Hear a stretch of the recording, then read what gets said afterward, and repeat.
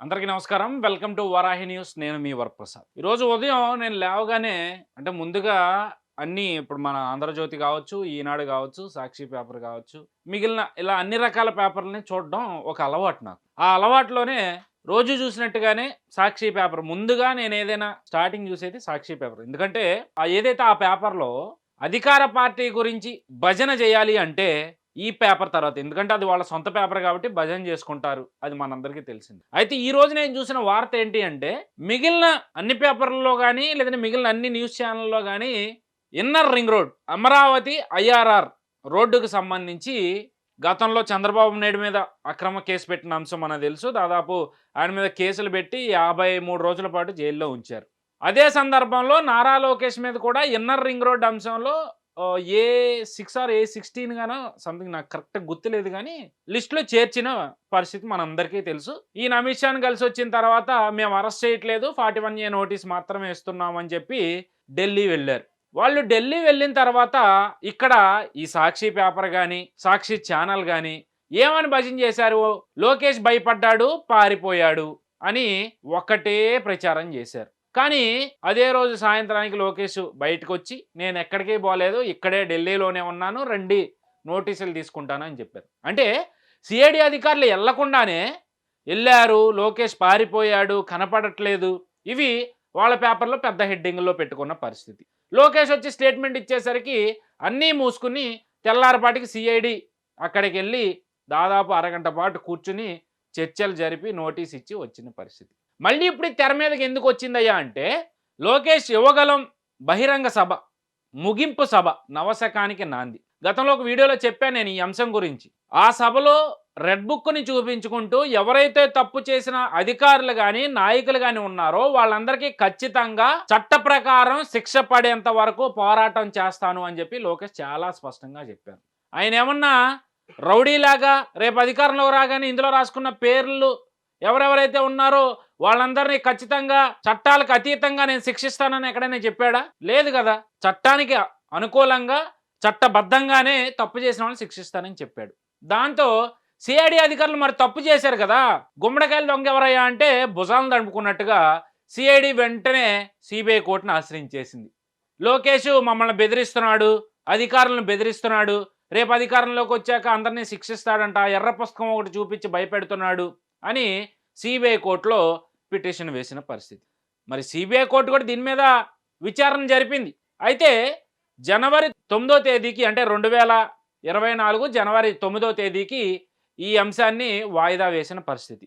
మరి ఇక్కడ వరకు బానే ఉంది కదా! మరి సాక్షి పేపర్‌లో ఏం చదివారు మీరని మీ అందరికీ ఈ పాటికి ఒక ప్రశ్న వచ్చుంటది. ఎందుకు ఈ సోదంతా చెప్తున్నాడు? ఇప్పుడు అసలు ఆ ప్రశ్న ఏంటి? నువ్వేం చూసావు? అని మీరందరికి ఒక డౌట్ వచ్చే ఉంటుంది. ఏంటయ్యా అది అంటే ఒకసారి చదివి వినిపిస్తా మీరు చూడండి. లోకేష్‌కు నోటీసులు జారీ చేయండి. విజయవాడ ఏసీబీ న్యాయస్థానం ఆదేశం. లోకేష్ అరెస్టుకు అనుమతి ఇవ్వాలన్న సిఐడి పిటిషన్‌పై విచారణ. తదుపరి విచారణ జనవరి 9కి వాయిదా.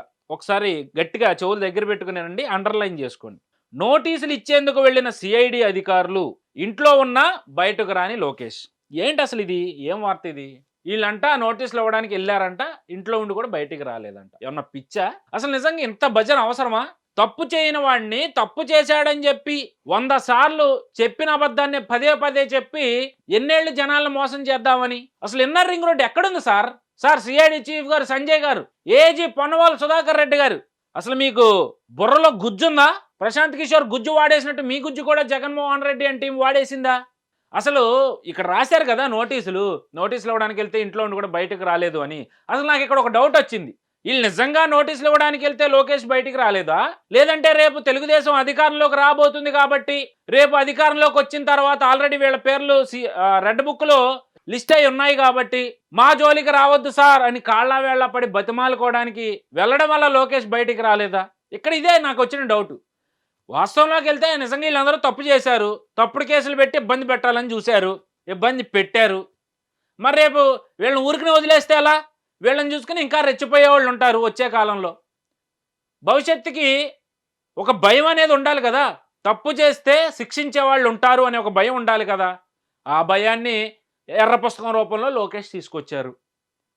ఆ అంశంతోనే గజగజ వణికిపోతున్న తాడేపల్లి ప్యాలెస్ నుంచి సిఐడి చీఫ్ సంజయ్ వరకు కూడా ఈరోజు లోకేష్ని కాళ్ళ వేళ్ళ పడి బతిమాలుకునైనా వాళ్ళ ఉద్యోగాలు వాళ్ళ బ్రతుకుల్ని కాపాడుకోవడానికి విశ్వ ప్రయత్నాలు చేస్తూ ఉన్నారు. ఖచ్చితంగా ఇవన్నీ పక్కన పెడితే ఈరోజు ఈ సొల్లు పేపర్ ఏదైతే ఉందో సొల్లు మాటలు రాస్తూ ప్రజల్ని మభ్యపెట్టే ప్రయత్నం చేస్తూ ఎవరికి ఉపయోగం ఈ పేపర్ వల్ల? ఇంకెంత? చంద్రబాబు చెప్పినట్టు 100 రోజులు, గట్టిగా 3 నెలల సమయం కూడా లేదు. అయిపోయింది డిసెంబర్, ఇంకా వచ్చేసింది నెలాఖరి. జనవరి, ఫిబ్రవరి మధ్యలోకి నోటిఫికేషన్ రానే రావచ్చు. నోటిఫికేషన్ వచ్చిందంటే ఇక జగన్మోహన్ రెడ్డి పని అయిపోయినట్టే. ఇక ఆయన చేయడానికి ఏమీ లేదు, చెప్పడానికి ఏమీ లేదు. సో ఫైనల్గా నేను చెప్పదలుచుకుంది ఏంటి అంటే, ఈ ఇన్నర్ రింగ్ రోడ్ అంశంలో మొదటి నుంచి కూడా అభూత కల్పనలు చేస్తూ పచ్చి అబద్ధాలు రాస్తున్న ఈ అధికార పార్టీ బులుగు మీడియా అంతాగా ఇప్పటికైనా కళ్ళు తెరుచుకుని వాస్తవం ఏంటో తెలుసుకోండి.